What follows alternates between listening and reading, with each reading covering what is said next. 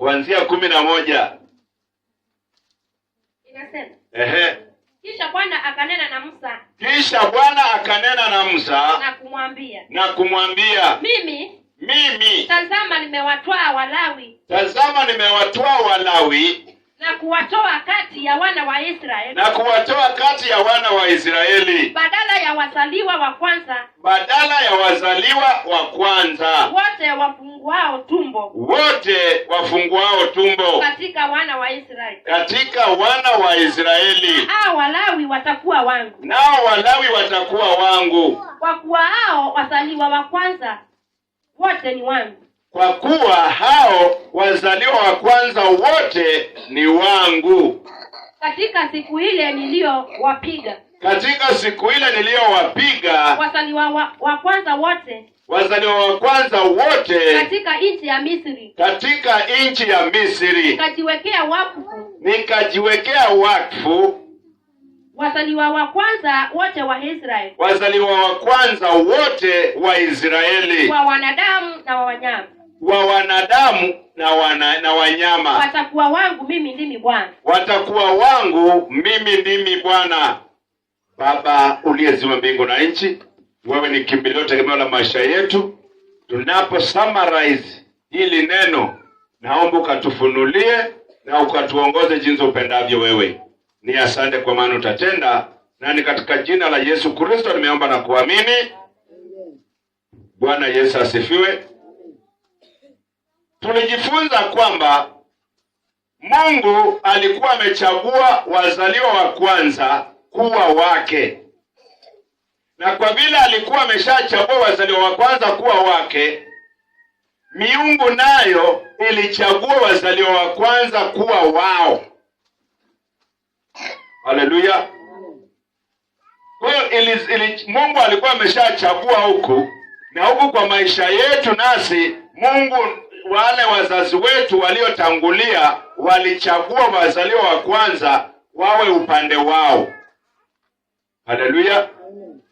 Sasa unakuta kulingana na ujumbe ni kwamba hao wazaliwa wa kwanza wengi wanapitia shida ambazo hata hawajui watapata wapi msaada. Bwana Yesu asifiwe. Na katika wazaliwa wa kwanza wako mara mbili. Haleluya. Wazaliwa wa kwanza wako mara mbili. Kuna mzaliwa wa kwanza mama aliolewa halafu akapata mzaliwa wa kwanza. Kuna mzaliwa wa kwanza mama alikuwa tu na rafiki, bahati mbaya. Siwa ni bahati mbaya We, ni bahati nzuri ama ni bahati mbaya? Bahati mbaya.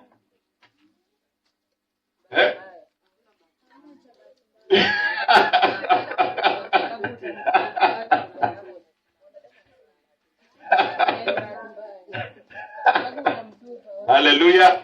Nataka muamke. Haleluya. Nataka mfanye nini? Nimesema kuna mama aliolewa, halafu bahati nzuri akapata mzaliwa wa kwanza. Kuna mwingine alikuwa tu na rafiki, halafu bahati sijui nzuri ama ni mbaya akapata ujauzito. Yes. Haleluya. Amen. Wanadamu wanasema ni bahati mbaya. Haleluya. Sasa yule mtoto huyu mama aliposhika ujauzito, yes, kitu cha kwanza ilikuwa ni jambo la kumshtua. Haleluya. Amen. Na kwa ameshtuka, mwingine aliona vile wazazi wangu wametumia pesa nyingi kunisomesha, hili jambo watalichukuaje? Baadhi yao wengine walijaribu hata kuotoa ule ujauzito ili watunze heshima, ikashindikana. Kwamba huyu mtoto alizaliwa na roho ya kukataliwa. Haleluya. Amen. Na hata kama umeolewa naye mahali, yule aliyekuoa anapatanga vishawishi kwamba jamani ndugu, unasomesha huyu ataenda kwa babaki. Jamani ndugu, unasomesha huyu hatakusaidia. Haleluya. Amen. Sasa vinakuwa ni vishawishi vya kidunia. Bwana Yesu asifiwe. Amen. Na tukakuta ya kwamba wengine walizaliwa katika hali hiyo. Mama amegombana, baba amegombana. Hii ni nini umeenda kuniletea? Mimi nilikutuma uende usome ama uende unitetee watoto. Sasa unakuta huyu mtoto anazaliwa katika yale magombano. Bwana Yesu asifiwe. Amen. Wengine wanatoroka nyumbani kwa sababu ya hilo jambo. Wanatorokea kwa watu wa ukoo. Sababu baba hataki kumuona, mama hataki kumuona. Sababu gani? Mzaliwa wa kwanza. Bwana Yesu asifiwe. Amen. Halafu kunatokea bahati, huyu mzaliwa wa kwanza anazaliwa. Haleluya. Amen. Unakuta ikiwa ni bahati baba yake akubali mtoto, itakuwa ni bahati nusu. Bwana Yesu asifiwe. Amen. Na unakuta baadhi ya maneno wazazi waliongea, hata mtoto akiwa mkubwa hakuna mtu anakumbuka kwamba nilifukuza mtoto wangu kwa ajili ya huu ujauzito. Aite mtoto wake amwambie, mtoto wangu, mahali tumefikia, wacha tusameane. Haleluya. Amen. Sababu nilikasirika kwa sababu ya huu uzito. Hakuna mzazi anaita mtoto wake amwambie. Haleluya. Amen. Na unakuta mzazi naye, mtoto huyu akitaka kuolewa, mzazi ndiye anaenda pale anasema, unajua mimi ni babu yako, unajua mimi ni nyanya yako, lakini hajui yale maneno aliyoongea kabla huyu mtoto hajazaliwa hajafuta. Yes. Haleluya. Amen. Sababu unajua walikuwa wanaongea tu kwa hasira. Baada ya kuzaliwa haya maneno hayajafutwa mahali. Bado yapo. Lakini wao wenyewe wamesahau. Na hakuna mtu anamkumbusha. Yes. Bwana Yesu asifiwe. Amen.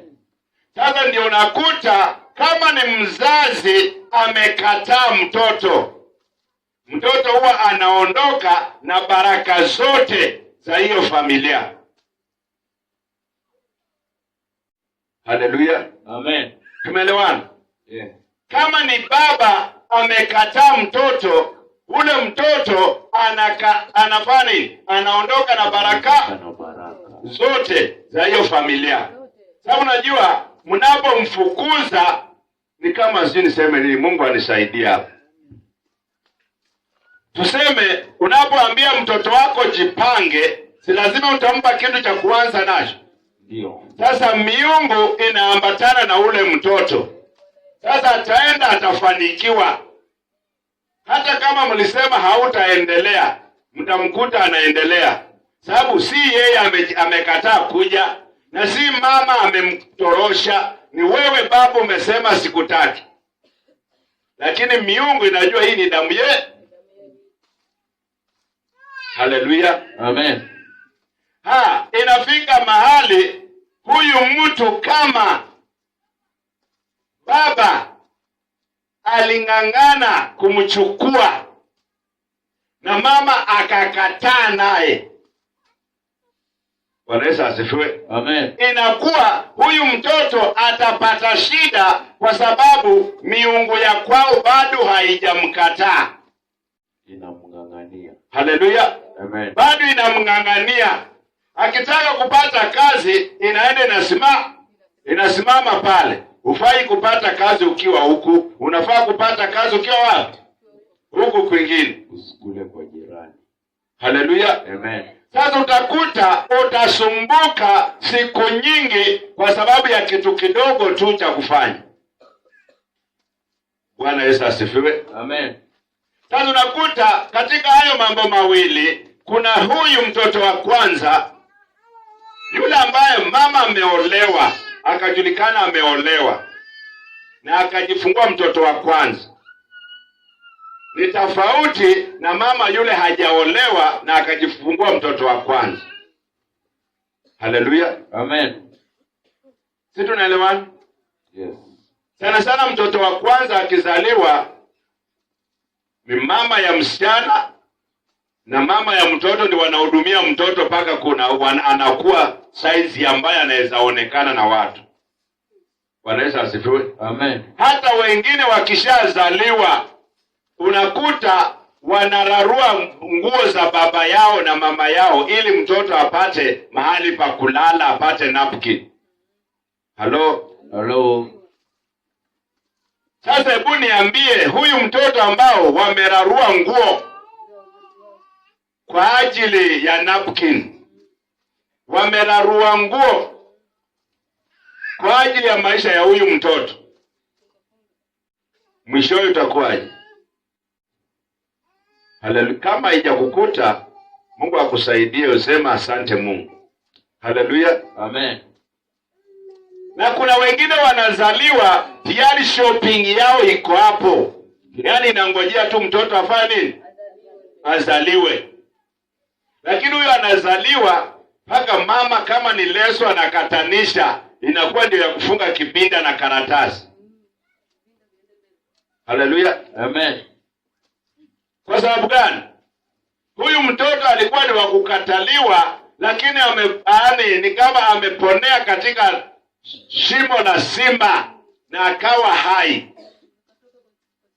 Na hata baada ya kuzaliwa hakuna mtu anasimama aseme mjukuu wangu njoo, siku ile ulizaliwa unajua tulikasirika sababu hii na hii na hii na hii, tunaomba tu msamaha, utusamee. Hakuna mtu anakumbuka hilo. Bwana Yesu asifiwe. Amen. Ndio unakuta kuna baadhi ya watoto wa kwanza wanapitia shida. Hata we mzazi uwe na pesa umnunulie kazi, anaacha hiyo kazi. Haleluya. Amen. Hata we uwe na pesa, uko na pesa ya kumsomesha, lakini mtoto hata akienda shuleni hakuna kitu. Haleluya. Amen. Kwa hiyo unakuta tunang'ang'ana hapa kwamba huyu ni mjinga, hataki kufanya, hataki kununua gari, hataki kujenga, lakini kumbe shida ilianza kabla hajazaliwa. Haleluya. Kwa vile shida ilianza kabla hajazaliwa na ndio inaendelea, inakuwa ni tatizo kwa maisha yake. Bwana Yesu asifiwe. Amen. Kwa hivyo kama unanisikiliza, unajua vile mtoto wa kwanza alikuwa, andika chini. Itafika wakati uende muombe tu msamaha yeye.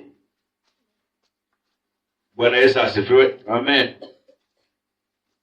Na kama we ni msichana ulitukanwa kwa sababu ya mtoto wa kwanza, inatakana uende uongee na wazazi. Waambie kuna maneno mliongea kwa ajili ya mtoto wangu. Sawa, nilikosa. Lakini sasa imeshakuwa, lakini nimesikia neno kwamba yale maneno watu waliongea huwa yana affect nani? Mtoto.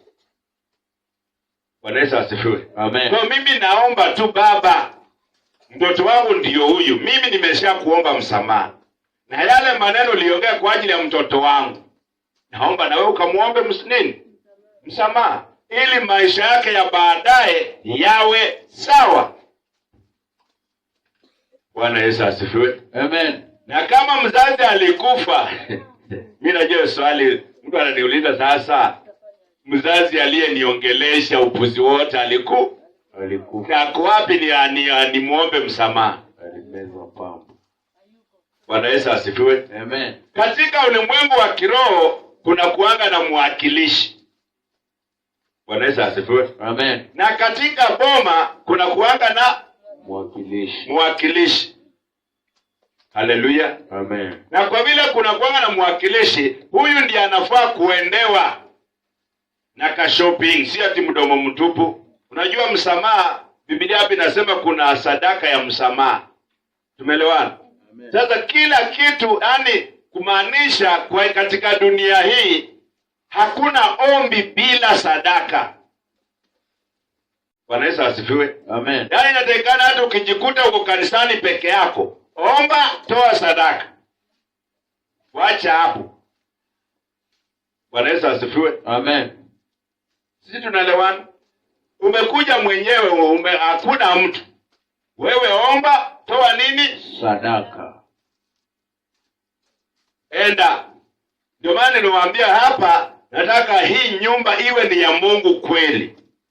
Haleluya. Amen. Umekuja tu kukaa hapa wewe mwenyewe, ukaomba vitu zako, ukatoka. Ukienda ukute imetendeka. Bwana Yesu asifiwe. Amen. Sasa wewe saa ile utafanya hilo jambo, lazima uende na kitu mkononi ili ikubalike. Bwana Yesu asifiwe. Amen. Nakumbuka kuna wakati nilisoma kuhusu Isaka. Alisema roho yangu ikubali baada ya kula. Roho yangu. Kwa nini hakuange mbariki tu nimekubariki? Yenda. Roho yangu ifurahi. Halo? Halo. Kwa hivyo ukibarikiwa na roho, baraka zinakuwa za kudumu. Ukibarikiwa na mdomo, ni hapa hapa tu karibu. Ni ya mdomo. Bwana Yesu asifiwe. Amen. Sasa kwa hivyo ile kitu inatakikana, kwa vile huyu mtoto alikuwa wa kukataliwa. Sawa, saa hii unaweza kuta ni mdogo, hata labda anasoma. Halo? Halo. Ni mdogo, hata hajajua nini kinaendelea. Lakini kwa vile wewe umeshajua chenye kinaendelea, rekebisha mapema. Haleluya. Amen. Vile unajua chenye kinaendelea, fanya nini? Rekebisha. Rekebisha mapema, kutengeneza maisha yake ya baadaye. Na kama mtoto wako ameshapita mahali pa kurekebika, wewe rekebisha upande wako. Bwana Yesu asifiwe. Amen. Ninasema sasa mtoto wangu sahihi ako na familia, ako na ndevu zake, ingawa maisha yake ni mabaya, atanielewaje? Sasa wewe tengeneza upande wako. Alafu ukimkuta muelezee, mwambie kuna vitu nimesikia neno, na hiyo neno imeniguza. Njoo tuongee. Mweke chini. Pika kachakula hapo, kuleni pamoja. Bwana Yesu asifiwe. Amen. Mwambie unajua wewe nilipokupata kulikuwa na shida nyingi, shida hii.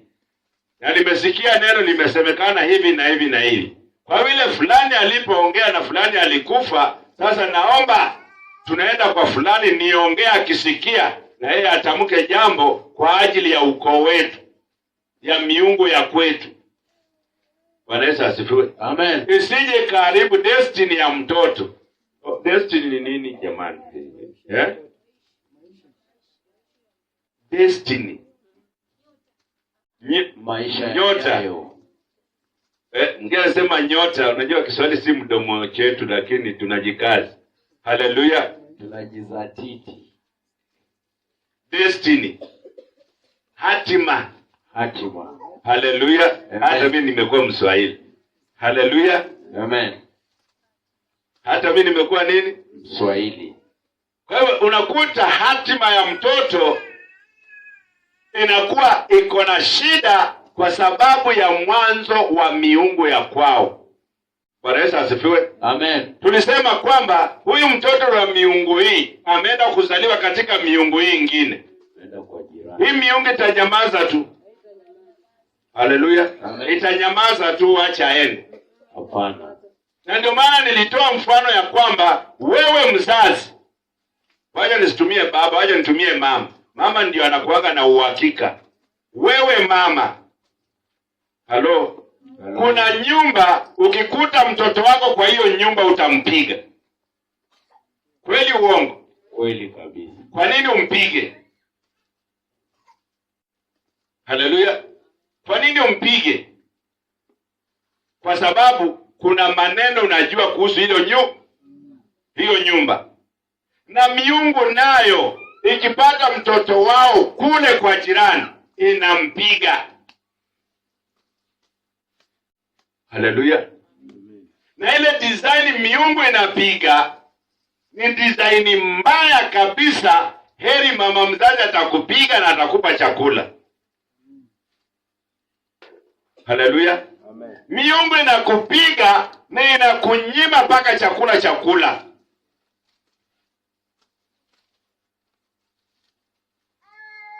Unang'ang'ana kupata kazi, haipatikani. Hiyo ni miungu imekupiga. Haleluya. Lakini wewe utasema ni wachawi, shetani. Kuna mahali pengine hata shetani anasema hii ni mpya. Hapo siko. Haleluya. Amen. Kwa hivyo nakuta katika haya maisha kuna kuanga na vitu ambavyo sisi wenyewe hata hatujui vinatendeka kwa njia gani. Sasa miungu inazuia uzao wao isikae kule, ije upande huu, na huku wameng'ang'ana, hakuna kukanyaga watu huko kwingine. Sasa inakuwa ni matatizo fulani ambayo inazuia. Bwana Yesu asifiwe. Nafikiri hiyo picha unaiona vizuri. Yaani mtoto wako amekutoroka, ameenda kwa jirani, na huyo jirani unamjua vizuri, lazima utampiga. Na kwa vile mtoto hajazaliwa kwa miungu ya kwao, lazima hii miungu impige aende kwao. Anapigwa na watu wawili. Haleluya. Tumeelewana? Kwa hiyo hii miungu inasimama kumpiga aende wapi? Aende kwao. Sasa utakuta ata struggle na maisha sana. Asipopata mtu ambaye anaelewa katika ulimwengu wa kiroho, hatasaidika. Atazeeka akiwa hivyo hivyo. Na ndio unakuta wengi wanaishia kuomba na laana nyingi. Bwana Yesu asifiwe. Sababu ameishi maisha ya shida mpaka anakubalika kukulaani. Haleluya. Tumeelewana? Sasa katika haya mafundisho niliulizwa kwamba sasa nataka kumkomboa mtoto wangu wa kwanza. Mtu anatoa sadaka ya shilingi ngapi? Bwana Yesu asifiwe. Haleluya. Na nilipoulizwa mtu anatoa sadaka ya shilingi ngapi, nikajaribu kutafakari.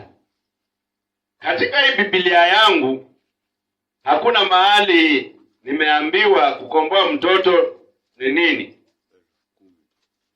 Na ukiangalia katika sisi wenyewe, katika ukoo, kuna ukoo mtoto akizaliwa wa kwanza walikuwa wanachinja mbuzi, wanachukua ngozi, wanamfunga kwa mkono. Sijui ilikuwa inakaa siku ngapi. Haleluya.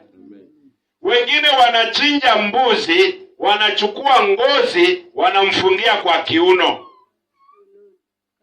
Halo. Sasa utakuta mtoto ako na transformer kwa kiuno. Wengine wanasema tunatengeneza kiuno cha mtoto. Wewe mbona wewe unaweza kutengeneza kiuno? Shape. Unaona? Sasa mtu anajidanganisha kwamba anatengeneza shape ya mtoto. Kwani wewe uko na uwezo wa kutengeneza? Anajaribu kupiga. Kuna viwete wangapi, mbona usiwatengeneze kama uko na uwezo wa kutengeneza? Anapiga Mungu competition. Halo. Kuna watu wameparalyze. Mbona usiwatengeneze shape? Sababu ilikuwa ule mbuzi akishachinjwa kunatolewa kakitu pale, aidha anafungwa kwa nini? Kwa kiuno.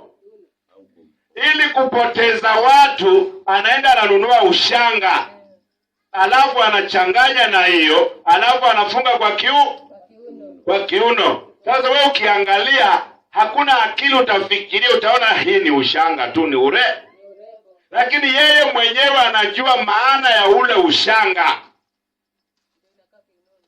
Bwana Yesu asifiwe. Sababu ni kama amewekea mtoto wake ulinzi wa miungu.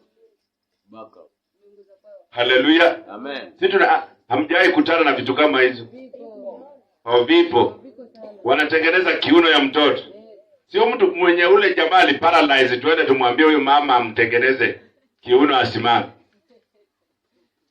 Si anajua kutengeneza kiuno. Haleluya. Amen.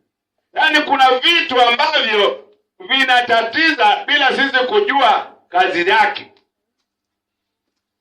Haleluya. Kwa sababu gani? Kuna kitambo, sijui huku lakini, haleluya, kuna kitambo mtu akishaua kuna kuanga na maroho ambayo inafuatilia kwa ajili ya damu iliyopotea. Sasa ile damu inafuatilia, kwa hiyo kuna kuanga ile siku yule mtu alikufa lazima ajitokeze kwa yule aliyemuua. Sasa wale waliomuua walikuwa wakienda wanatafuta kinga. Na kwa vile hawataki kujulikana waliua, watasema tunataka tukomboe mji. Maroho mabaya iende. Haleluya.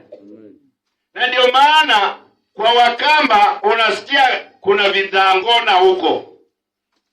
Tumeelewana? Sasa unakuta hii kitu inafanyika kila mwaka kwa ajili ya kuondoa ule mzimu. Bwana Yesu asifiwe. Lakini sasa hao watu wametudanganya. Chenye wanafanya si chenye tunaambiwa, sio kile ambacho wanafanya.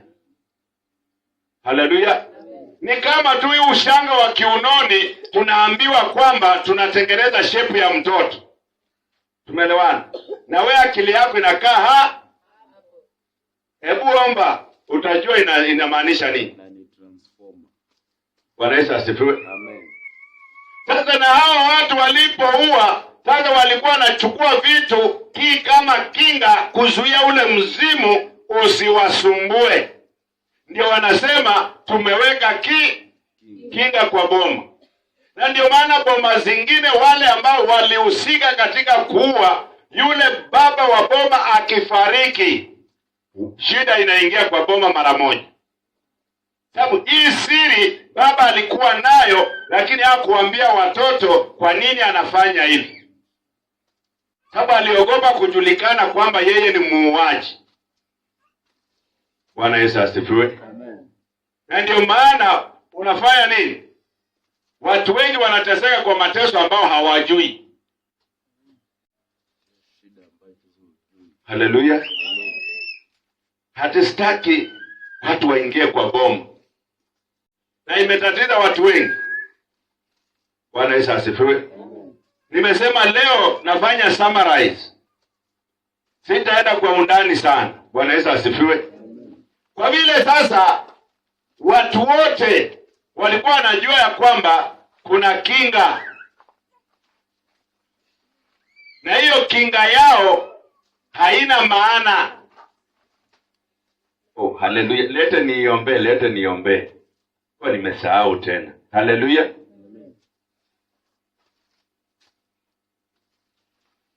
Tuamini tuombe.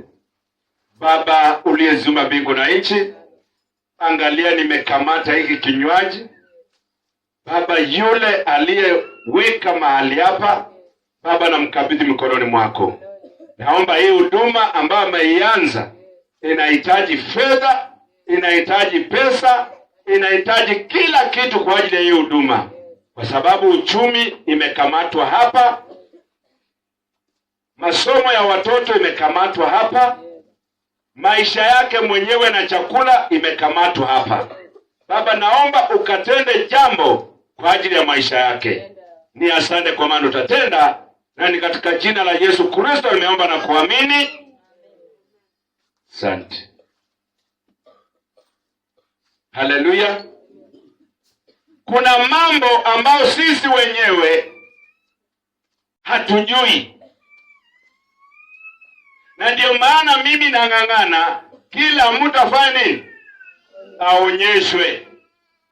Angalau Mungu akikupendelea atakuletea mizimu ya kwenu na kile walifanya. Ukishaletewa mizimu ya kwenu na kile walifanya, utakuwa ukiomba ukijua unaomba nini. Bwana Yesu asifiwe. Tunaelewana? Ulikuwa unaomba, utakuwa ukiomba unajua ni nini unafanya. Na ukishajua ni nini unafanya, utaanza kutafuta msaada. Bwana Yesu asifiwe. Tunaenda suluhisho. Bwana Yesu asifiwe. Suluhisho ni Ufunuo wa Yohana 2. Kuna ufunuo.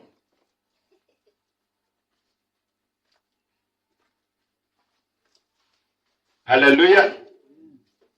Ufunuo wa Yohana 2. Nataka tuende polepole, hii ni summarize kwa wale ambao hatukuwa wapi kesha. Mimi sitaka kuacha mtu nyuma. Nataka tukiondoka tunaondoka wote. Haleluya. Tukiondoka tunaondoka wote. Sababu nikikuacha nyuma utaanza kuvuta wengine nyuma. Ufunuo wa Yohana 2 kuanzia mstari wa kwanza.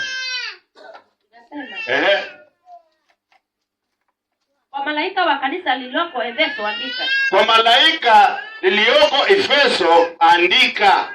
Wewe umekuja na kalamu? Unajua Biblia inaambia malaika aandike. Na kama malaika anaandika, wewe ukikosa kuandika shauri yako. Haya ndiyo anenayo yeye. Haya ndiyo anenayo yeye asishikae hizo nyota 7. Asishikae hizo nyota 7 katika mkono wake wa kuume. Katika mkono wake wa kuume. Yeye aendaye katikati ya vile vinara. Yeye aendaye katikati ya zile vinara 7 vya dhahabu. 7 vya dhahabu. Na yajua matendo yako. Na yajua matendo yako. Usifikirie Mungu hajui. Na taabu yako. Na taabu yako. Kama una taabu, Mungu akusaidie. Na subira yako. Na subira yako. Na yakuwa huwezi kuchukuliana na watu wabaya.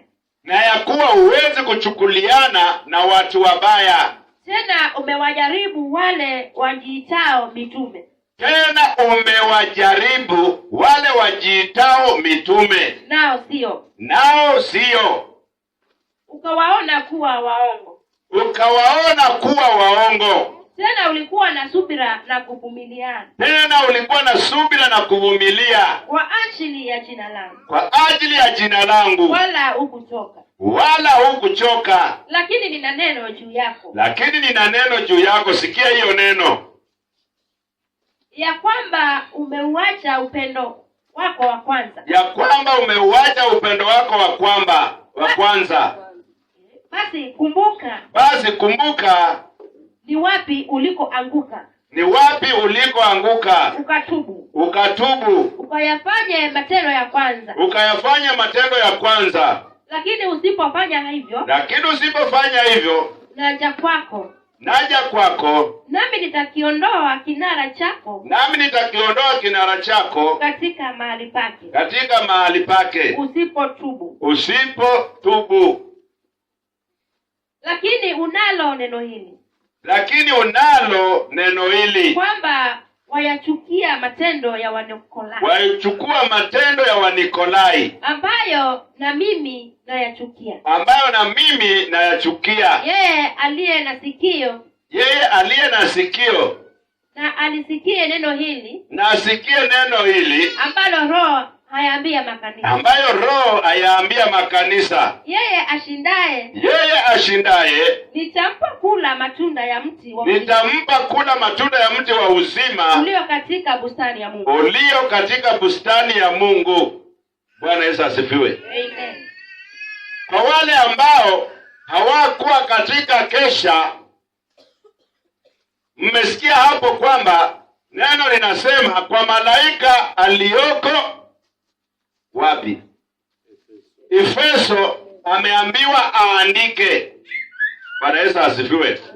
Na nikasema malaika, hata hapa superpower kuna malaika. Haleluya. Yale makanisa mengine yana malaika. Hakuna kanisa ambayo haina malaika. Haleluya. Tunaendelea. Haleluya. Hakuna kanisa ambayo halina malaika. Makanisa yote yako na malaika. Bwana Yesu asifiwe. Na sasa hili kanisa, Mungu ameshuka akaongea na malaika akamwambia andika. Sasa malaika akishaandika, watu walioko hapa kanisani wakiomba kiroho chenye malaika ameandika kitakuja. Haleluya. Sababu malaika ameandika, na usipoomba kiroho hautajua malaika ameandika nini. Bwana Yesu asifiwe. Na ndio maana nilisema kama mtu anachukia unabii na anasema kwa kanisa la kiroho, mimi naweka question mark. Na mpaka watu waombe kiroho ndio wajue malaika aliandika nini. Haleluya. Sasa huyu malaika aliambiwa andika. Na kwa kanisa malaika akishaandika, utakuta mtu amesimama anasema mimi Mungu nasema. Unajua ukiwa kimwili utauliza kwani huyu tumekuwa na yeye hapa amekuwa Mungu. Lakini ni ile mambo malaika wa kanisa ameandika, na kwa vile kuna mtu ameomba kiroho, imebidi yale maneno malaika ameandika yatoke. Bwana Yesu asifiwe. Na kwa vile yale malaika ameandika yanatoka, lazima kuwe na mtu ambaye atayaongea yale mambo ili sisi kanisa tujue. Bwana Yesu asifiwe. Na kama hakuna mtu ataomba kiroho kanisani, yule malaika chenye ameandika kitabaki hapo.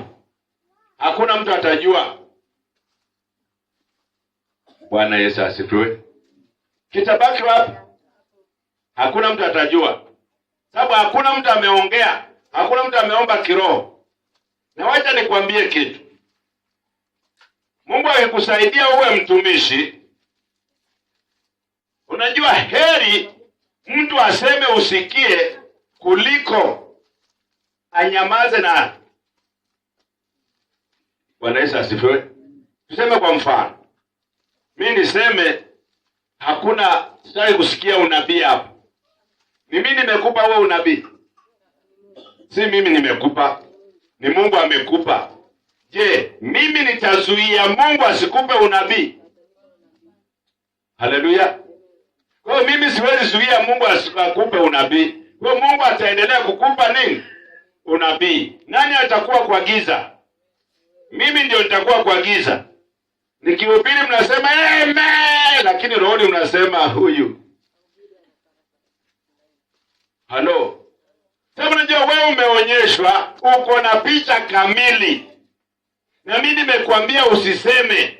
Sasa ile picha kamili ya kanisa haitakuja kwa kanisa, lakini itakuwa kwa mioyo ya watu.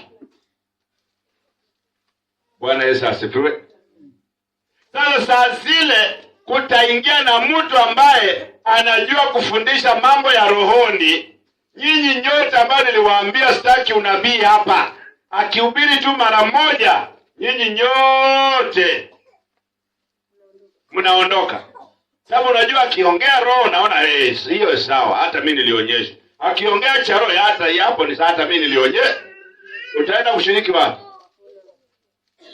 Haleluya. Sasa mimi vile nilikuzuia sitaki unabii, tena nitaanza kulalamika. Unajua watu kama wanakuanga na watu wao, fulani amechukua watu wangu walitengenezea wapi? Haleluya. Watu wangu walitengenezea wapi? Na mimi niende nitengeneze wa kwangu. Halo. Sasa unakuta huyu malaika chenye ameandika ndio kitatoka saa ya maombi. Haleluya. Kama wewe uko hapa na shida, chenye malaika ameandika ndio kitatokea. Haleluya. Kama mtoto wa kwanza kitatokea, wewe utafani utajua hapa kumbe kuna shida. Tuendelee hapo. Nataka tuende tu haraka haraka. Leo na summarize.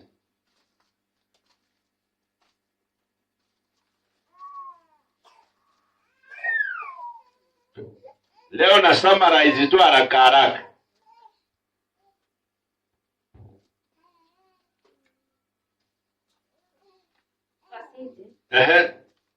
Na kwa malaika wa kanisa lilioko Smara andika. Na kwa malaika wa kanisa lilioko Smara andika. Haya ndiyo anenaye yeye aliye wa kwanza na wa mwisho. Yeye ndiye anenaye. Yeye aliye wa kwanza na wa mwisho. Aliyekuwa amekufa. Aliyekuwa amekufa. Kisha akawa hai. Naijua dhiki yako. Na umasikini wako. Wewe ni tajiri ama ni maskini? Lakini hu tajiri. Haleluya. Ama wewe si tajiri? Yaani hivi unaonekana ni maskini, lakini wewe mwaka mmoja umekula pesa ngapi? Ndio ujue wewe ni. Ingawa ukiulizwa uko na pesa ngapi, shilingi 10. Haleluya. Si uko na pesa? Haleluya. Tuendelee. Na hebu rudi hapo. Naijua dhiki yako na umaskini wako. Lakini utajiri. Najua na matukano ya hao. Wasemao ya kuwa ni Wayahudi. Nao sio. Bali ni sinagogi la Shetani. Kwamba unajua kuna watu, ndio maana nimesema mtu anakuambia hili kanisa ni la kiroho, lakini hataki unabii. Haleluya. Hili ni kanisa la kiroho, lakini ukisema wacha niende kanisani niombe, unaambia kwa nini unaenda kuomba peke yako kanisani? Kwa nini akuzuie? Na kanisa ni la kiroho. Si yeye ajue ni roho wa Mungu amekuongoza uende uombe. Haleluya. Ndio maana nilisema hata ukitaka kuja kukesha hapa peke yako, njoo ukeshe. Haleluya. Hakuna mtu anakuambia mbona unakesha peke yako. Kaa hapo, kesha, omba. Bwana Yesu asifiwe. Amen. Ukisikia Biblia inasema wanajifanya Wayahudi, ni kwamba huko tunasema kuna walokole. Kwa kuna watu wanaenda kanisani wakijifanya walokole, lakini sio. Ukiwafuata pole utasema hata kama huyu anaenda kanisani. Mungu asaidie. Hebu tuendelee.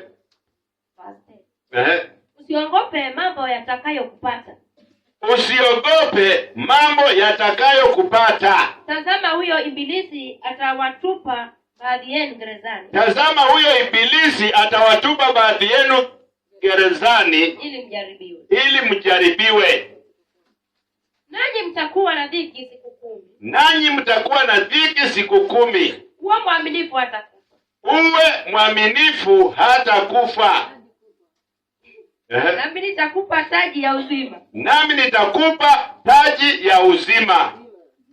Bwana Yesu asifiwe. Yaani tunaambiwa hapa tuwe waaminifu hata kufa. Na huo uaminifu umebeba takataka yote. Bwana Yesu asifiwe. Unajua hii ilikuja baada ya mtu kuniuliza nikitaka sasa kukomboa mtoto wangu wa kwanza nitoe shilingi ngapi? Haleluya. Nitoe shilingi ngapi? Kwa Biblia sijaambiwa mtu anafaa kutoa shilingi ngapi. Bwana Yesu asifiwe. Hata nikikwambia toa pesa kadhaa itakuwa ni mimi nimesema. Haleluya. Na hata nikisikia mtu akisema toa pesa kadhaa nikuombee, mimi nakuwa na question mark. Kwa nini? Siwezi sema amejisemea, labda Mungu amemuongelesha. Na siwezi sema Mungu amemuongelesha, labda amejisemea. Sasa inakuwa ni swali ambalo halina jibu. Swali baridi. Yaani halina jibu. Yaani iko na majibu mawili. Na katika majibu mawili, moja ni ya ukweli. Bwana Yesu asifiwe. Sasa hapa tunaambiwa ili tutoke katika hii shida tuwe waaminifu. Bwana Yesu asifiwe. Ili tuweze kumkomboa huyu mtoto wa kwanza, inaanza na nini? Uaminifu. Uaminifu ni nini? Tukiingia sasa, swali lilikuwa ni swali kwamba nitoe shilingi ngapi? Uaminifu ni shilingi ngapi? Haleluya. Wewe nani ako na jibu? Uaminifu ni shilingi ngapi? Hakuna mtu ako na jibu.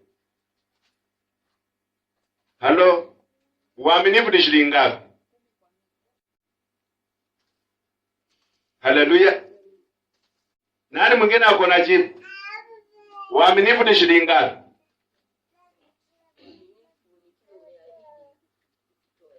Na wewe umeahidi nini?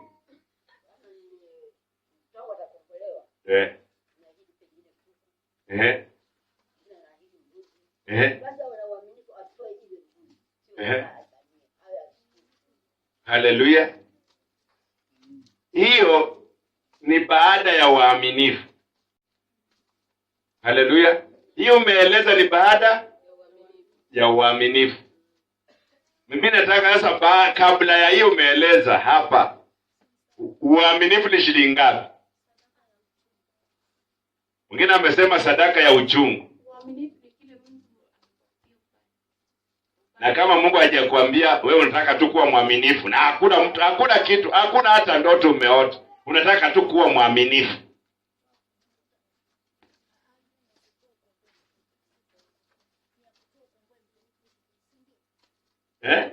Tunaanza na uaminifu. Ya kutoa ukomboe mtoto, mama ameshasema.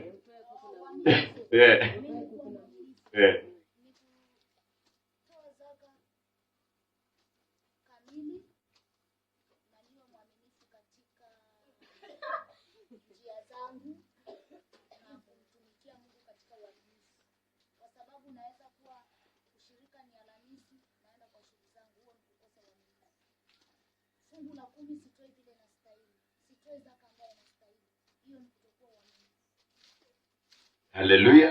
Kazi ya Mungu ni kufanya kwa uaminifu. Naweza kuwa tunapanga hapa kanisani kazi ni fulani, mimi naenda kwa kazi zangu. Na hata pia najifungia baraka zangu kwa sababu wazangu kwa kanisani mimi si kutokuwa uaminifu. Haleluya.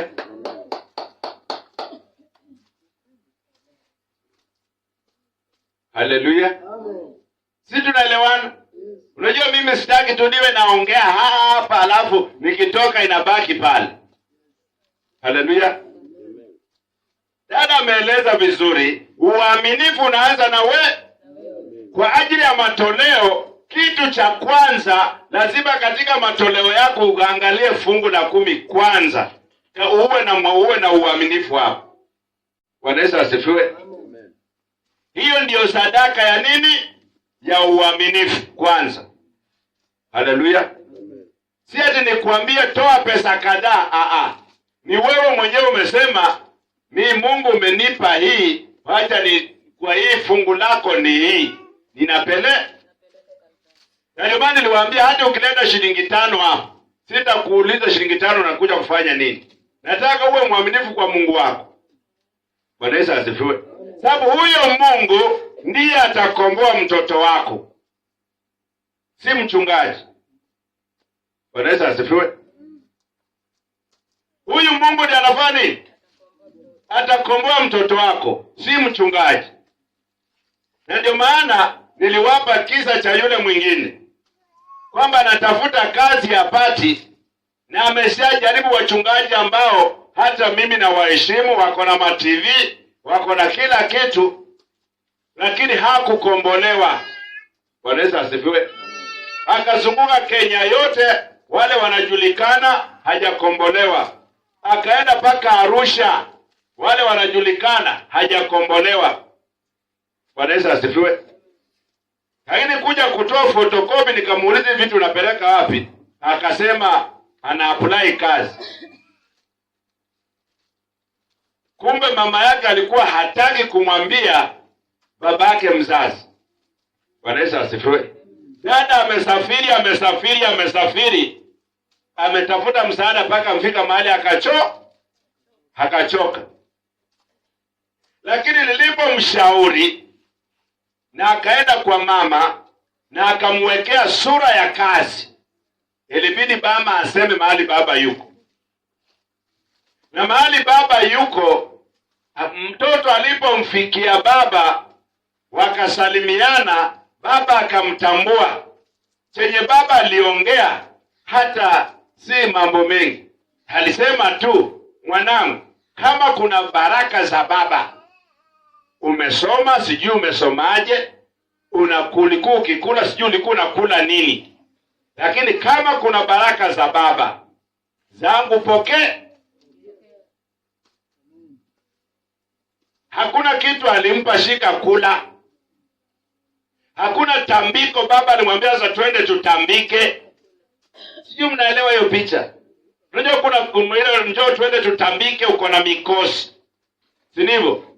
Lakini baba alimwambia tu, mwanangu, sijui umesomaje, sijui ulikuwa unaishi maisha gani. Sasa mama yako alikuwa mjamzito, tulikosana sababu kipindi kile nilikuwa masikini. Akasema mimi hawezi nioa, siwezi muoa. Sasa hata sura yako mimi nilikuacha ukiwa tumboni. Haleluya. Kwa hiyo kama kuna baraka za baba, pokea. Alipotoka pale akamaliza siku 3. Mahali alikuwa ametuma mabarua kwa wote, wakampigia simu aende kazi. Watu 4. Yeye ni mtu mmoja, ataenda katafanyaje kazi zote? Haleluya. Akakimbia akaniuliza, mtumishi, nimeitwa kazi mara ngapi? Mara 4. Chenye nilimuuliza tu, nani alipiga simu wa kwanza? Kaniambia ni kampuni fulani. Enda kwa hiyo kampuni. Bwana Yesu asifiwe. Amen. Huyu nani amemfungua huyu? Haleluya.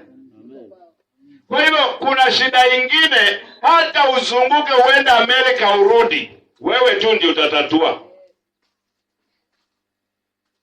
Haleluya. Si ati unaficha, niombee tu mchungaji. Najua Mungu niombee tu mchungaji. Ingine lazima wewe usimame. Sababu yule dada nilimpa maombi ya siku 7. Baada ya siku 3 akapata baba. Siku ya 4 akaenda kutembelea baba. Akaja akamalizia maombi siku zingine 3, siku 7 zimekamilika. Barua zile mahali zilikuwa zinaenda zikafufuliwa zote, kwamba aende apate kazi. Haleluya. Sasa alipokuja nilimwambia, sikiza, hii shida yote iko mikononi mwako. Mtumishi unasema niko mikononi mwangu kivipi? Yaani nataka kujua mbona hii shida mtumishi ananiambia iko mikononi mwangu. Na mimi nimwambia hata uzunguke. Na unajua kuna sengine sijui hiyo maneno litoka wapi. Nilimwambia dada, hata uzunguke, ile shida uko nayo iko mikononi mwako.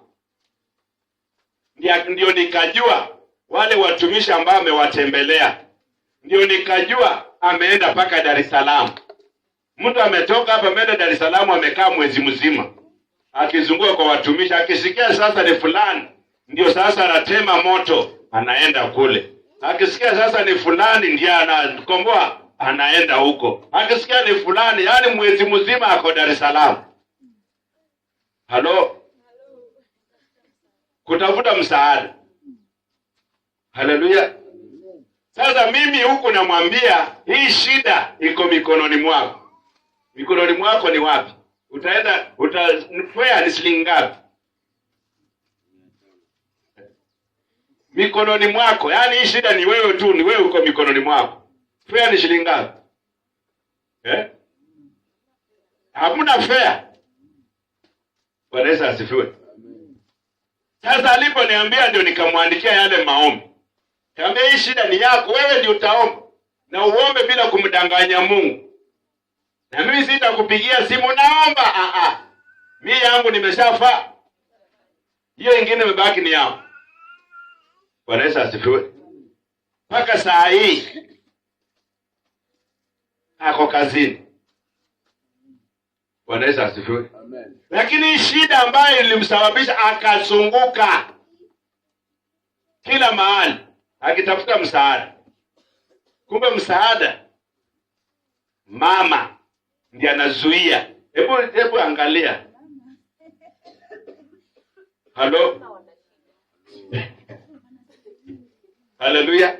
Mama amekaa anasema hapana. Haleluya. Sababu yule dada alikuwa akisema mama baba, ni kama vile alikuwa anazunguka. Unajua kuna vitu vingine lazima upate mtu ambao ni mwanajeshi, kwamba lazima. Haleluya. Sasa yeye mahali alikuwa labda alikuwa anatolewa unabii, mama yako ndiye anakufunga. Mwingine anamwambia baba yako, mwingine alimwambia baba yake ndiye anamfunga. Unajua sasa mtu anasema sasa hapa nani kafunga mwingine? Haleluya.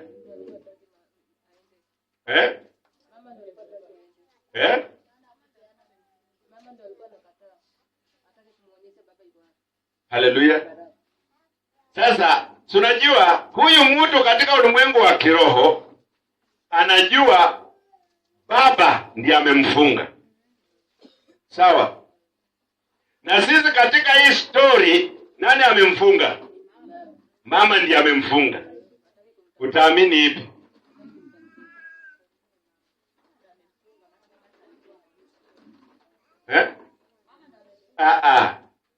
Enda kwa mawazo ya ule. Toka kwa unajua wewe uko na kulu, sababu nimekufundisha angalau sasa unatumia ile kulu. Yeye hajawahi ona baba na hamjui. Nashaambiwa mama na baba wote ni wabaya. Huyu nabii amemwambia baba anakufunga ndiye amekufunga. Huyu nabii mwingine amemwambia mama ndiye amekufunga. Na sasa alipoambiwa baba amemfunga, akiambiwa walikuwa na mama yake. Sasa aliposikia baba amemfunga, mama ndiye akapandisha vizuri. Nijua tu mchinga huyu, si nini na nini. Sasa ndiye akapandisha vizuri. Sasa hata hiyo story sasa ikapigiliwa msumba. Hataki hiyo jina kwa hiyo nyumba. Haleluya. Sasa nani alikuwa amefunga mtoto? Mama. Haleluya. Sasa tuseme sasa wewe huku umeambiwa mama amekufunga. Huku kwingine umeambiwa baba amekufunga. Utakaa wapi? Huyu mama ambaye anakosea yule, kuna mahali uliambiwa yeye ndiye amekufunga. Na ule baba unatangangana kumtafuta, kuna mahali umeambiwa yeye ndiye amekufunga. Sasa utaenda wapi? Haleluya. Utaenda wapi? Kila mahali mama amekufunga, baba amekufunga, utaenda wapi? Sababu inakuja ya haraka kuhepa. Haleluya. Lakini mimi nilipomkuta nilimwambia hata kama baba amekufunga. Haleluya. Hata kama baba amekufunga, nataka ukutane muangaliane uso, ujue huyu ni baba. Muangaliane tu. Umwambie mimi ni fulani, mtoto wa fulani. Haleluya. Na alipoambia mama, nikamwambia sikiza, ule mama hata kubali hivi hivi. Lazima uwe chizi fresh. Haleluya. Unajua chizi fresh, yaani unajua chenye unafanya. Haleluya. Si alikuwa akitaja baba, hiyo nyumba haikaliki. Mimi nikamwambia sifanya hivi. Hizi siku 7. Omba hii ombi, ukiomba number 1 na number 2, sasa uko kwa number 3. Nataka upack vitu zako. Ukisha pack, wekelea kwa meza. Mwambie mama. Mama alimuuliza, "Sasa kwani mbona ulikuwa unasafiri na uniambii? Kama umepata kazi?" Labda aliuliza hiyo swali. Akamwambia, "Sikiza, mimi niko tu na swali moja, na hiyo swali ndio itaniambia nikae hapa ama niende. Na kwa vile mimi ni msichana, hata kama nitaenda kujiuza, si shida yako." Unajua msichana akishakwambia akienda kujiuza, si yako na uwezo. Sasa akaona, "Sasa swali gani mwanangu? Babangu anaitwa nani na ako wapi? Toka hapa ile." Sawa. Akatoa mabagi nje. Mama alipoona kweli huyu ameamua anaenda, na anajua hakuna haja mtoto wangu aenda ajiuze, shida ni mimi. Akamwambia, babako anaitwa fulani. Ako wapi? Hii ni aibu, unajua ni aibu mama na mtoto kuvurutana mabagi nje. Hapo mnaona hiyo ni aibu. Mama na mtoto wanavurutana mabagi nje. Niambie hapa. Ndiye akamwambia akiwa wapi? Akiwa nje. Ndio sasa akafika akaweka bagi. Aliweka tu bagi hapo na kukimbia kwangu. Nimeshajua. Sasa nifanye nini? Kaambia enda tafuta sukari na kanguo upelekee baba yako. Haleluya. Na kama hakungekuwa na mtu wa kumlazimisha na ampe mwelekeo, unajua usilazimishe mtu ukakosa kumpa mwelekeo. Tunaelewana? Usilazimishe mtu na ukosa kumpa mwelekeo. Mimi nilimwambia, kwanza unajua yeye alisema na akakiacha tu niende. Niambia, sikiza, kama ni mama yako, hawezi akaacha uende. Na akikuacha uende, alikukopa, si mama yako mwenyewe. Unajua kuna ule uchungu wa mama, si unaelewa? Yaani mtoto wangu ameshaamua kwenda na sijui anaenda wapi. Haleluya. Na baada ya hapo alipata kazi. Kwa hiyo kuna shida zingine ni wewe mwenyewe unafaa kusimama ili hiyo shida iondoke. Hata kama mchungaji anatema moto. Haleluya. Si mnaelewa wachungaji wa daa vile wakitangaza ile nguvu wanatangaza nayo. Unaona sasa hapa ninafunguli. Lakini shida kama ni yako, hata uende wapi, ni wewe tu simama useme hii sitaki na hii sitaki na hii sitaki, na ubaki unakaa. Haleluya. Mwingine anasema lazima umeze dawa mwenyewe. Bwana Yesu asifiwe. Na ni kweli, lazima ufanye nini? Sababu hata mtu angekuwa, unajua kuna watoto, nilisema hapa usiku kwamba kuna watoto ambao ni wadogo, umeenda hospitalini, wamepewa dawa chungu, hata ukilamba hivi hata unataka kutapika. Lakini nitakano lazimishie mtoto akunywe. Mbona wewe usikunywe hiyo dawa mtoto apone? Halo? Wewe inawezekana? Mtoto ndio mgonjwa, kwa vile dawa ni chungu, yeye asikunywe hiyo dawa, wewe ukunywe hiyo dawa, mtoto apone. Haleluya. Kwa sababu kuna watu wengine wao wataki kuomba, we mchungaji we niombee, halafu yeye anaenda tu na raha zake akiendelea. Halafu huko anaanza kusema mchungaji hata ni kama hakuniombea. Angekuwa ameniombea ningeona matokeo. Yaani wewe mgonjwa, mimi nimeze dawa wewe upone. Hello? Inawezekana. Wewe ndio mgonjwa, mimi nimeze dawa, wewe upone.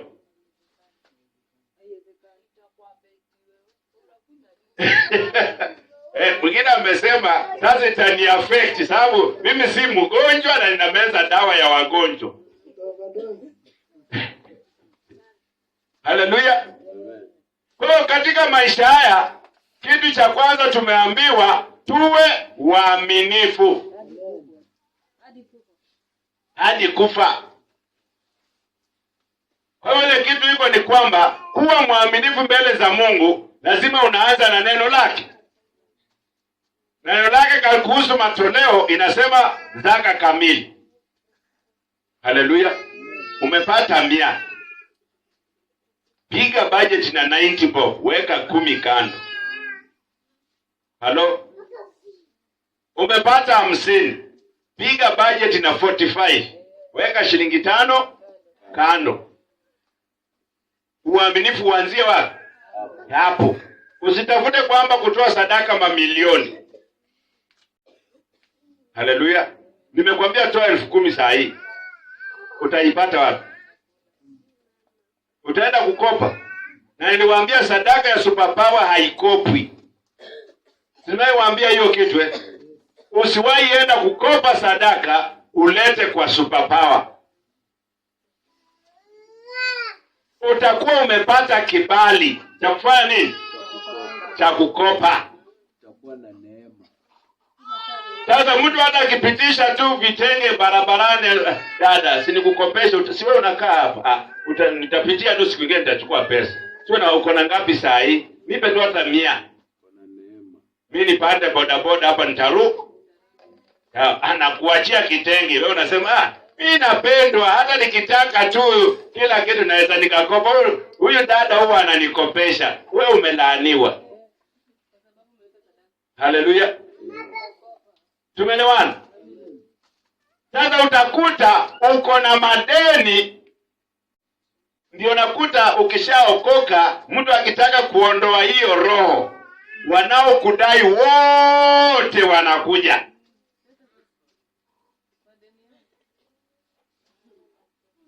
Haleluya. Sababu unajua hiyo roho tunataka tuiondoe ya madeni. Kwa hawa madeni wote wanaokudai watakuja ili walipe madeni yao. Hiyo roho mchungaji ameharibu ama ametengeneza?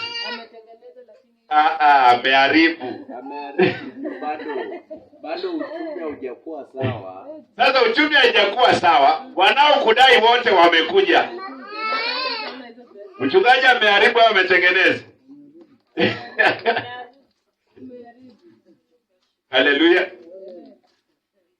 Kwa sababu unajua ulikuwa na neema ya kukopa. Sasa ile neema tunataka kuiondoa. Sasa ukienda mahali ukopeshwe. Unalala njaa sababu wamekataa kukopesha. Neema ya kukopa imevunjwa. Bwana Yesu asifiwe. Kwa hiyo niliwaambia katika huduma ya superpower usiwahi kopa sadaka ulete. Kitu cha kukopa labda tuseme tuko na ujenzi. Hiyo ndio unaweza ukasema jamani, kwa vile hii kitu inatakikana haraka, wacha nitafute mahali nitakopa. Hiyo ni sawa. Lakini sadaka ya hiari uende ukope. Ama uende ukope fungu la 10. Hiyo sio fungu la 10, ni deni umeniletea. Fungu la deni. Halo. Hii Jumapili ni ya fungu la 10. Sasa nitafanyaje? Na sina chochote. Watu wataendaje mbele na mimi nisiende? Sasa wewe unaniletea fungu la deni. Si ni fungu la deni? Si amekopa? Halo. Anafuliza fungu la 10, baraka zikiingia zinakaa juu kwa juu. Haleluya. Amen. Kwa sababu unajua nini? Huyu mtu aliyekukopesha hata atakuwa na kuita, jamani, leo unaenda kanisani. Kwani vipi? Sinikupe angalau utaniletea tu. Usiende ukakosa sadaka kanisani. Utaniletea tu, siwe na wasiwasi. Sasa yeye atakuwa akikukopesha anauza ili asikose pesa. Ukienda kukopa ukose, kwa lazima awe na pesa. Ukienda kukopa upewe. Kitu kibaya hapo mtaifa alafu kwa anaelewa mambo ya roho. Hapo ndio utapewa paka ile kitu utaki. Haleluya. Wewe umetoka kanisani, wewe utapika saa ngapi? Si mko tu wawili. Chukua soda 2 hapo na keki. Pesa utaniletea. Leo unasema na mimi niko na kibali, asante. Mungu amenibariki. Hiyo sio baraka. Si kulingana na yeye amebarikiwa, nimetoka kanisani. Kwa hiyo kuna vitu vingine vinaonekana kama viko sawa na kumbe haviko sawa.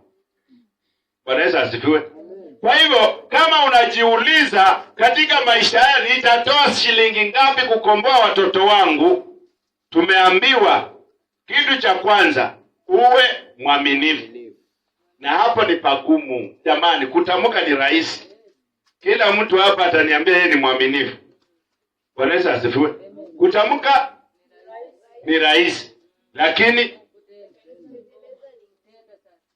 haleluya. Sasa hapa ukijaribu ili ufanye nini? Ili uwe mwaminifu. Sasa ile unaendelea, yani ukifanya la kwanza, ya pili, ya tatu, lazima kuna weather ambao utaiona mwenyewe. Bwana Yesu asifiwe. Kuna weather ufanye nini? Kama ni neema ya kazi utakuwa nayo. Kama ni shambani kuna kitu utaona. Sababu umekuwa mwaminifu na Mungu ameona wewe ni mwaminifu. Haleluya. Hebu tuendelee na hapo kwingine. Leo nilikuwa na summarize, mbona tunaenda sana.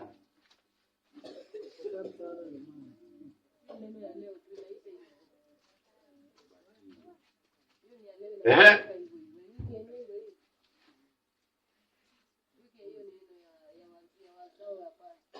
12. Ulikuwa hujamaliza hii. 11. Yeye aliye na sikio na alisikie neno hili. Na asikie neno hili Ambalo Roho ayaambia makanisa. Ambayo Roho ayaambia makanisa. Yeye ashindaye atapatikana na madhara ya mauti ya pili. Yeye ashindaye hatapatikana na madhara ya mauti ya pili. Bwana Yesu asifiwe. Kitu cha kwanza ukishakuwa mwaminifu. Twende hapo 12. Na kwa malaika wa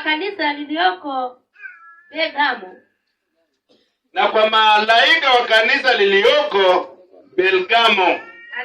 Andika. Haya ndiyo anenaye yeye aliye na huo upanga mkali. Huyo aliye na upanga mkali. Wenye makali kuwili. Na pajua ukaapo. Usifikirie mahali unakaa umejificha. Halo. Mungu anajua hapo ukaapo. Zile vituko zinafanyika hapo ulipo. Mungu